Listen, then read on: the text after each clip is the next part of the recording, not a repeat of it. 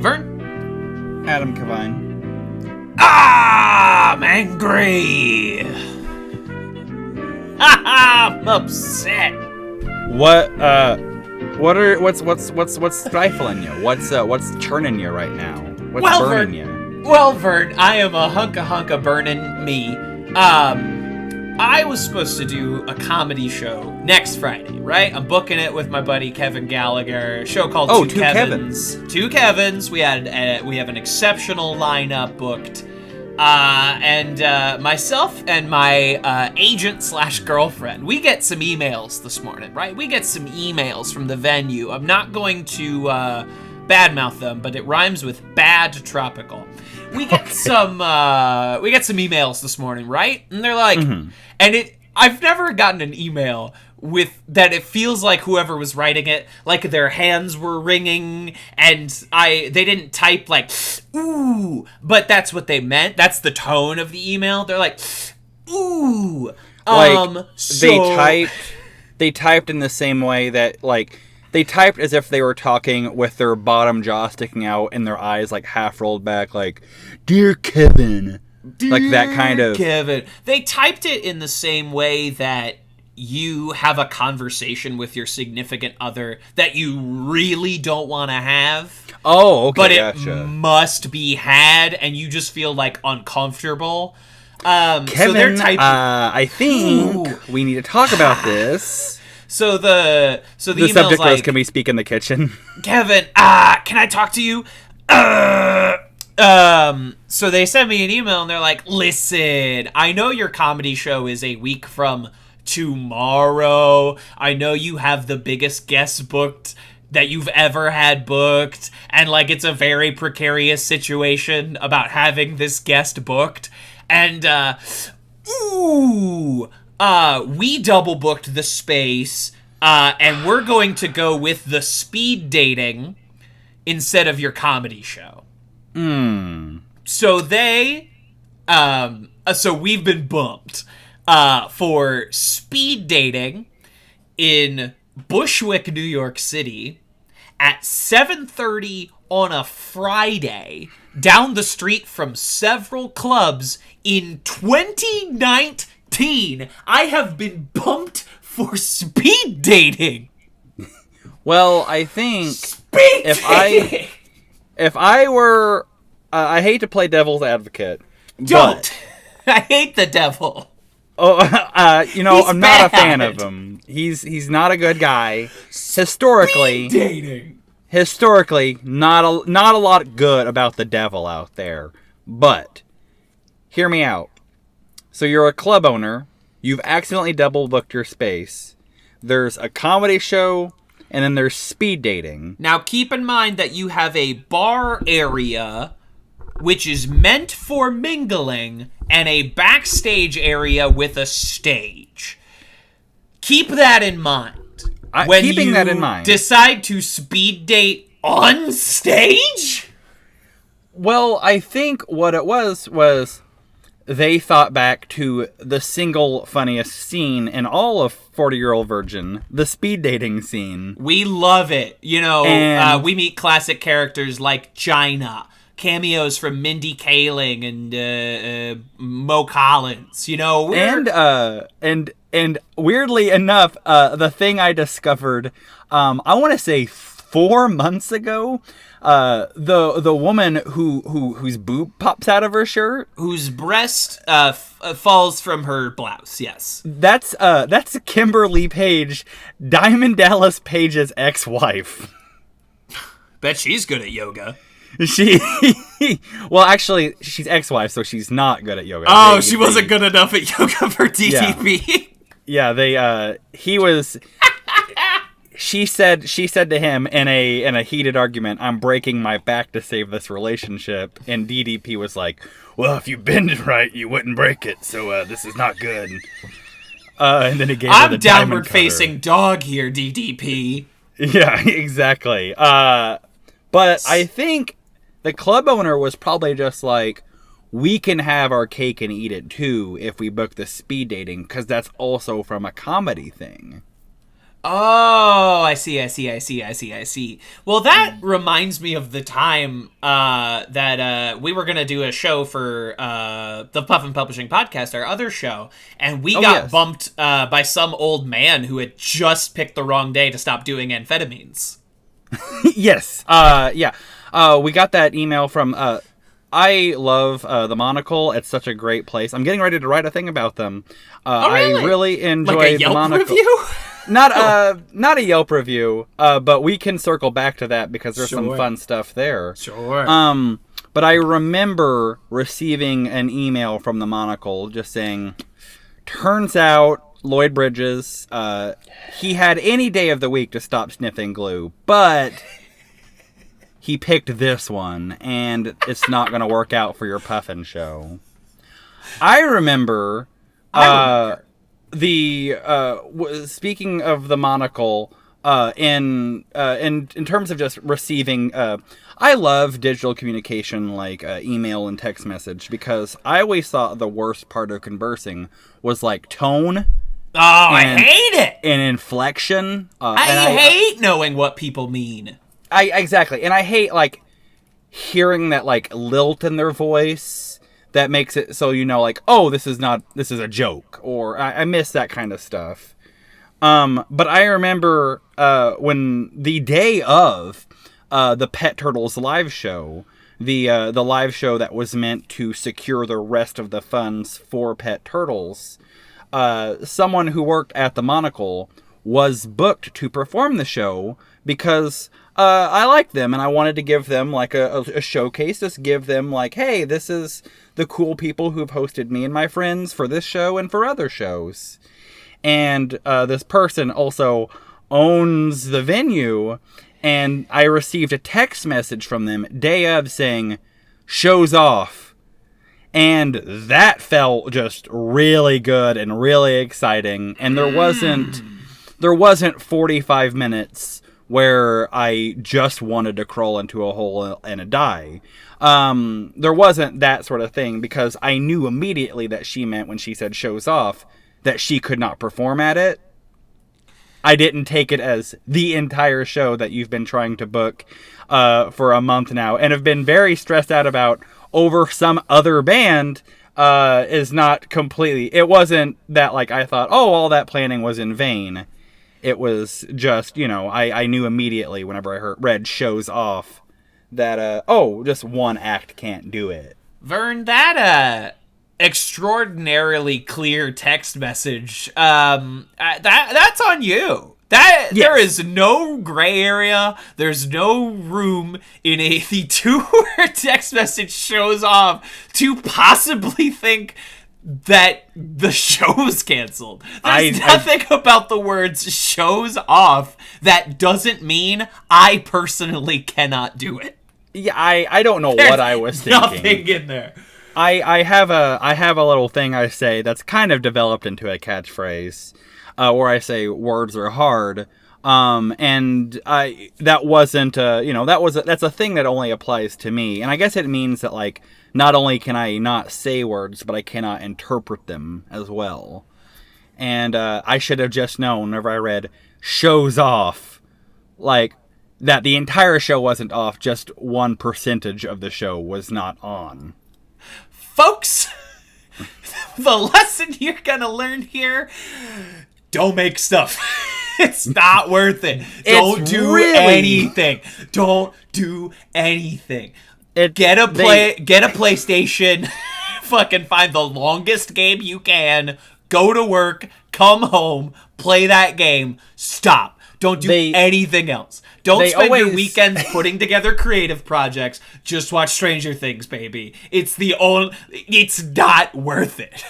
They always say, like, whenever you see a director or you see someone who's done something that, creative work they're proud of, they always say something like, all those sleepless nights are worth it and all the hardships are worth it. And it's not and that's true. It's never a thing where, you look at a creative work that you made and just see the bad so you can't enjoy the good in it. That never exists. That doesn't It doesn't happen. Whenever I look at Doom to You, available now on YouTube, I don't see 3 attempts to edit it. I don't see starting over 3 separate times to edit it. I just see the show. It's as simple as that, folks. When you're a creative, there's never a time where you look at the pile of work in front of you to create something, to post something, to make a video, to a podcast, book a live show, and think about the number of people that are going to show up to witness this show. You never look at that and think, I would rather a cactus come alive and masturbate me. That never happens when you're creating something. Not one time. Never. It's never happened. And never will. And it's always worth it. You never make something and then don't have the success of Hamilton and go like, all those wasted hours, worth it. I made negative $100 on this endeavor. It's not at all a true story that the only time in my life I've ever had a Charlie horse was 4 days into shooting pet turtles. That's not at all a true story. That's not a true story. Creative, trying to create something and trying to make something. Trying to make something where out of nothing is not something that will bring you intense physical and emotional pain. It doesn't strain any interpersonal relationships with you that you have, either with the people that are involved with the project or people that are just involved with your life but not involved in the project. It never happens. Making stuff is always, it's just, It's a joy. It's a joy. It's so fun. Your creative bliss satisfied. I love it. But that being said, it's not as good as just, well, I'm just going to watch the entirety of Stranger Things in one 8-hour sitting. It doesn't beat that. Folks, sex is great. But have you ever tried bashing your head against a brick wall? I mean, it's really just like, I really enjoy, like, don't get me wrong, I love, just like seeing the smile on my wife's face, but it doesn't beat just muscle spasms that you have to take an ambulance to the emergency room for. It's just not, it doesn't do it. It doesn't do it for me. I'm packing it up, baby. I'm moving out of the city of dreams. I'm taking my ass to Jersey. Hey, nightmares are still dreams. That's important. What a beautiful, not bummer this show is starting out on. What a fucking absolute joy this show is starting out on. My favorite thing is when you're listening to a podcast and over the course of, 50 episodes or 100 episodes or something, it kind of turns into a therapy. I like it when it happens within episode 1. Welcome to our show. KeVern does this instead of going to therapy. Yes. It's really bad for me because I do go to therapy. Oh, no. I get an hour of this a week, but it's not stay enough. tuned for our live show done directly from Vern's therapist office. Absolutely. Please Mindful write Therapy in. Group will be happy the Mindful Therapy Group will be happy to host us. Suzanne is leaving. I have my last session with her next Monday, but we've got another person coming in, and it's going to be great. I'm really excited just to share the 29 years of my life that have brought me into therapy over the course of 7 1-hour sessions over the course of 2 months. It's going to be a good time. Love to start over. Love to take that blade, cut open my heart, spill its contents again. Yep. Hey, stranger. So let me tell you about when my friend died.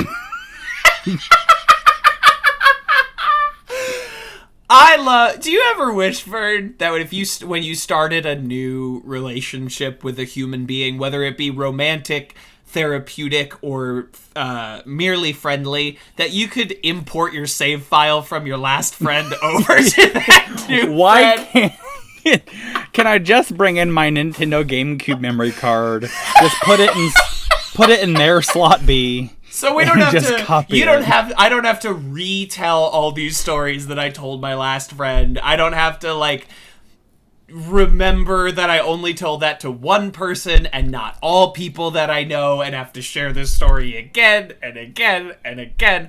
I really wish that there was a friend cloud that all of my data was stored in, and they could just download it at their leisure.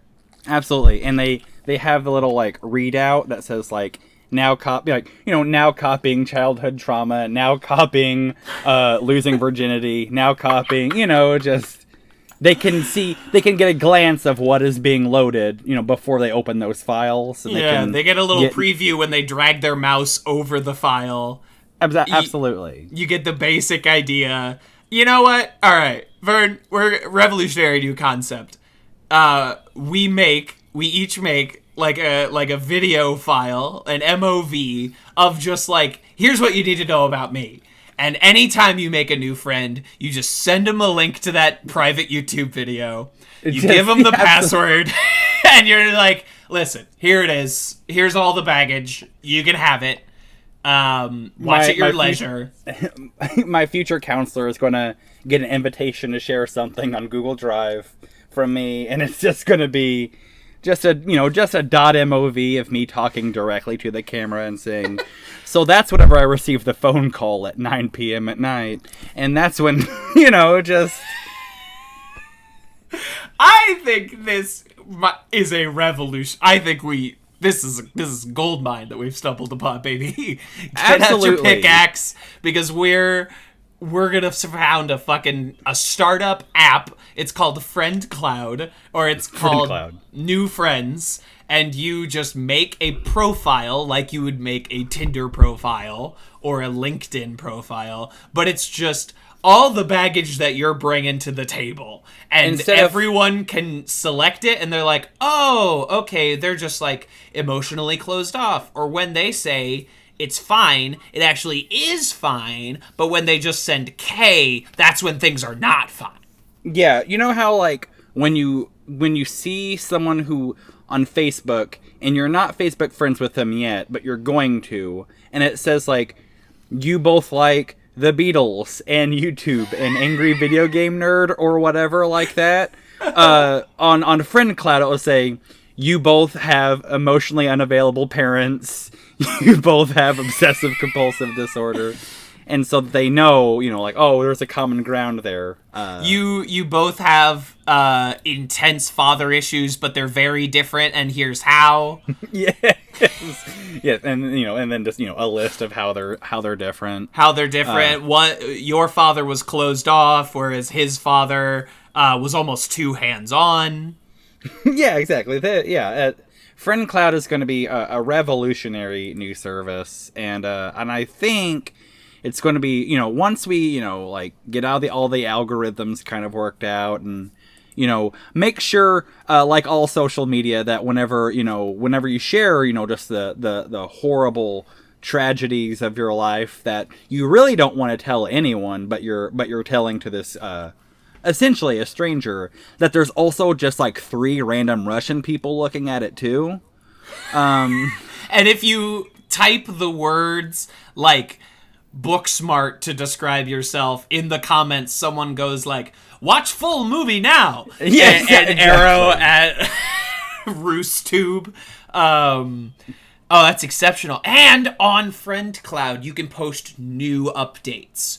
You can post like, I have now watched a man shit on a subway platform, and it has changed the way that I see reality. And then everyone can see all of your new emotional updates, the new forms of baggage or baggage you've let go of, and everyone can be perfectly up to date with your mental health story. Yeah, so just instant, they can get a push notification on their phone. Oh, he had that dream where he had to repeat kindergarten again. Just so they... due to some sort of paperwork that was beyond his control, he's just got to go. Even though his college degree and his high school degree like counts, he just got to go and do kindergarten again for whatever reason. He had that dream again. They'll get that push notification and they'll know. They get a neural link notification that, yes, even though he's in a very happy relationship, he spent an hour thinking about the series of failed relationships he had right after college. And God help him if he thinks about the ones he had during college. You get an up-to-date link on all the times that I think about all the mistakes that I've made. It's gonna, and then just between the notifications, there's just an ad for Bring the Funny on NBC or whatever, just you to get an update on just what bit of high school social pariah that I'm thinking about. You have to watch like a 5-second ad for Animal Hospital on Hulu. Yeah, just right before like in the phone call where they say she's dead, right in between she's and dead, you have to watch a 6-second ad for ice cream or something. She's okay, maybe she's happy, maybe she's gonna accept the job. Oh no, turns out that Ben and Jerry's ad led to some bad things there. My favorite thing about counseling and therapy and everything is they tell you to like build up trust with someone and get to know someone before you share some of the bad things with them.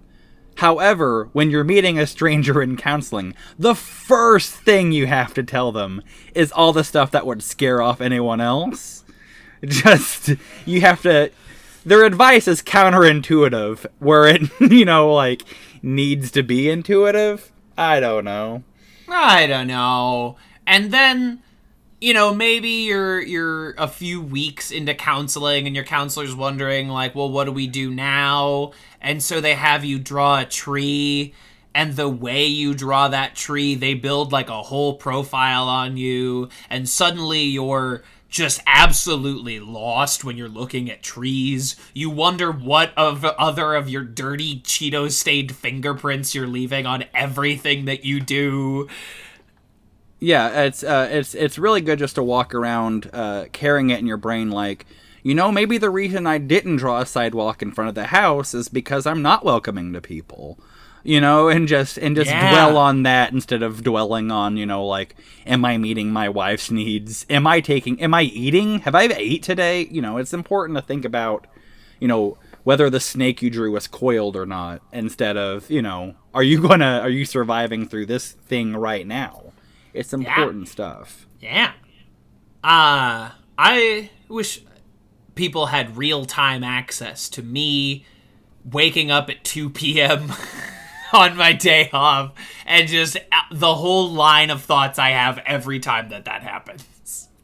Yeah, and that's the journey of FriendCloud. That's the ideals of FriendCloud. It's essentially just like what kind of Facebook is now, but without news articles. Okay, no opinions. FriendCloud. Yes. There are no opinions. You cannot post about politics. We can only get like a visual representation of the existential dread you feel about whatever news story you're currently looking at. Politics, climate. It continues on. You look at the way that media is being monopolized. Look at all the different ways that this manifests in sort of a mental picture of how you're feeling. But no opinions. At a certain point, Facebook and Twitter kind of just became, like, people just kind of started treating those things as their diary, and FriendCloud can literally be that. But, just without the, without all the, the stuff that brings on more neuroses and more anxiety, like the politics of the day and how we're all going to die by probably 2050? Yeah. Probably. I mean, so, like, if y'all want to do something, now it can't be creative, but if there's anything else you want to do, now's the time. Like, if you've been sitting on a movie you want to watch, now's the fucking time, baby. Hey, Francis Ford Coppola was right. We needed a third cut of Apocalypse Now. it's, why not? What better time than to watch Apocalypse Now than now before the apocalypse? You can get prepared. You can be the one there. Now, Vern, I want to ask you, who are we? Yes. Are we curating an audience for FriendCloud? Are we trying to attract a certain form of client? Like, do we want influencers or do we want no-name sad boys? That's a good point, because if we get the influencers, we can just have that day where all of a sudden several noteworthy people with noteworthy horrible traumas can just post like an orange square that signifies the new horrible thing that's happening to everybody, and like we can get in on that, like, oh, I want to see my friend die, or whatever it might be. We call it the Liar Festival, and it's focused on the ways that in every moment of our lives we're kind of lying to everyone around us about how we're feeling, the thoughts we're having, what we're keeping under the skin because we think it'll keep them safe, or what we're keeping under the skin because if we let it out, we're worried that our skin will flip inside out and we'll just be a muscle man like those Bodyworks exhibits. I think the influencers can be great for just like planting that seed where like they say that because they say that if you're living your life through your telephone, through like taking pictures on your phone or whatever, if you're living your life through a screen, then you're not really living your life. And then we can plant that seed so that 6 months after we hear that, we can think about how we've spent on our entire lives wearing glasses. And so maybe we've never been living at all because we've been living through a screen even before the phone came into the picture. We could just disrupt someone's entire just kind of worldview in the middle of an eye doctor appointment. Yeah, I love it. I think we're on to something here. I think it's a time for us to share all those things that we think we've gotten past. Like when I was a kid and I was convinced that someone was drawing me and I was in fact a cartoon. And sometimes I think about that and I think about how I've never conclusively disproven that. I mean, we hear about like, there's a lot of like awful people on the internet who complain about the being put in the friend zone. But what if we've been put in the chalk zone? I never thought about us having been put in the joke zone. We thought some people have faith, they think God's in control. What if it's been Rudy all along? Oh, no. And we're just living an everyday rerun of the accordion worm episode of our lives, Oh, what if that's what's been going on all along? Make sure to rate and review on iTunes. Subscribe for future episodes. Our Patreon, patreon.com/TVsKevin, where money goes to live. Thank you. I think I've only seen one episode of Chalk Zone. Thanks, everybody.